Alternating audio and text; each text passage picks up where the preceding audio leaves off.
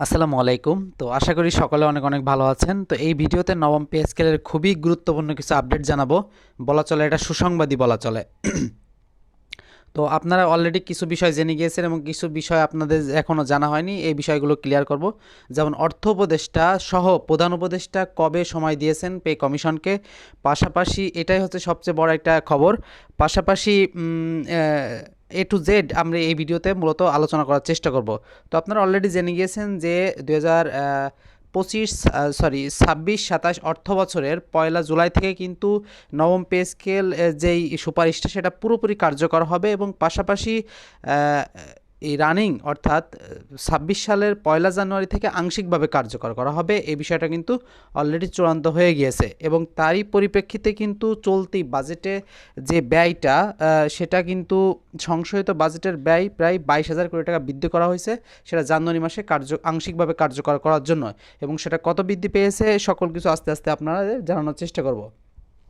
তো তারপর আসি যে বর্তমানে যে বেতন কাঠামোটা আছে, আপনারা জানেন সর্বনিম্ন বেতন বেসিক সেটা হচ্ছে প্রায় 8,250 টাকা এবং সেটা কিন্তু দ্বিগুণ হতে চলেছে এবং সেটা দ্বিগুণ হয়ে তা প্রায় 20,000-এর কাছাকাছি চলে যাবে এবং প্রায় 11,000 টাকা, 11,000-এর বেশি টাকা বৃদ্ধি পাচ্ছে এবং সর্বোচ্চ যেটা ছিল সেটা হচ্ছে 78,000 টাকা এবং সেটা কিন্তু 1,20,000 টাকা হবে এবং এবং যেই রেশিওটা এটা কিন্তু তারা 1:8 রাখার চেষ্টা করতেছেন, 1:8 রাখার চেষ্টা করতেছেন, সর্বোচ্চ চেষ্টা করতেছেন। এবং আরেকটা বিষয় বলে রাখি, এই সমস্ত কিছু তারা রেডি করে আরেকটা মিটিং করবে, সেটা হচ্ছে 21শে জানুয়ারি তারিখে পে কমিশন রিপোর্ট জমা দেওয়ার পূর্ব মুহূর্তে একটা মিটিং করবে, যেটা জানানোর জন্য মূলত আজকের এই ভিডিওটা।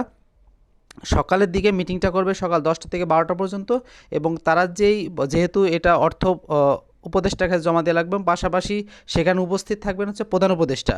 তো প্রধান উপদেষ্টার সময় হচ্ছিল না বিধায় তিনারা এর আগে করতে পারেনি। তো 21 তারিখ বিকালে প্রধান উপদেষ্টার সময় পেয়েছেন কমিশন। তারই পরিপ্রেক্ষিতে তারা সকাল 10টা থেকে 12টা পর্যন্ত তারা মিটিং করবেন, চূড়ান্ত মিটিং, যেখানে মানে সব কিছু ফিনিশিং টাচ দিবেন এবং পাশাপাশি তারপরেই কিন্তু প্রধান উপদেষ্টার কার্যালয়ে বা অথবা যমুনায় কিন্তু এই যে জমা দেওয়ার যে অনুষ্ঠান বা আনুষ্ঠানিকতা সেটা সম্পন্ন হবে এবং সেখানে উপস্থিত থাকবেন হচ্ছে পে কমিশনের সদস্য সহ অর্থ উপদেষ্টা এবং হচ্ছে প্রধান উপদেষ্টা। তো এটাই ছিল মূলত বর্তমান সর্বশেষ আপডেট। তো আরেকটা বিষয় আপনাদেরকে একটু জানিয়ে রাখি, অনেকেই বলতেছেন যে পে স্কেল হবে না এরকম কিছু বিভ্রান্ত ছড়াচ্ছে। আপনারা সেই বিভ্রান্তিতে কান দিবেন না, এটা অবশ্যই কার্যকর হবে। অর্থ উপদেষ্টা বারবার বলতেছেন যে আমরা করে দিয়ে যাব।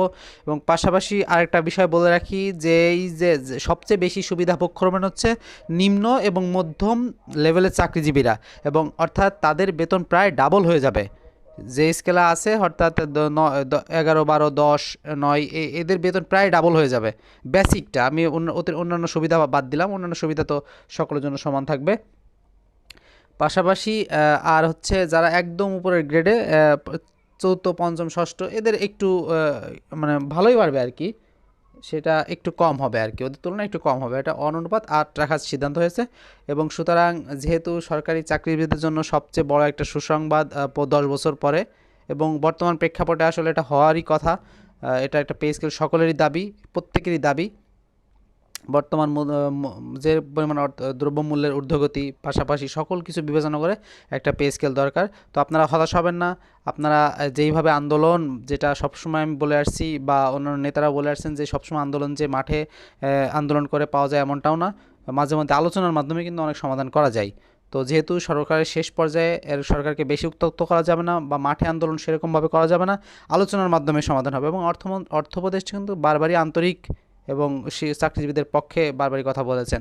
তো দেখা যাক শেষ পর্যন্ত কী হয় 21শে জানুয়ারি। তারপর পর্যায়ক্রমে যেই বাকি কাজগুলো এরপরে কিন্তু সচিব পর্যায়ে যাবে, তারপর উপদেষ্টা পরিষদে কিন্তু উঠবে, পাশাপাশি সকল আনুষ্ঠানিকতা আস্তে আস্তে শেষ হয়ে যাবে এবং এটা চূড়ান্ত হবে। তো নবম পে স্কেলে এটাই ছিল মূলত সর্বশেষ আপডেট। তো পাশে থাকার জন্য ধন্যবাদ। নবম পে স্কেলের সকল আপডেট পেতে অবশ্যই আমাদের চ্যানেলটি সাবস্ক্রাইব করে পাশে থেকে বেল আইকনটি প্রেস করে দেবেন। ধন্যবাদ সকলকে।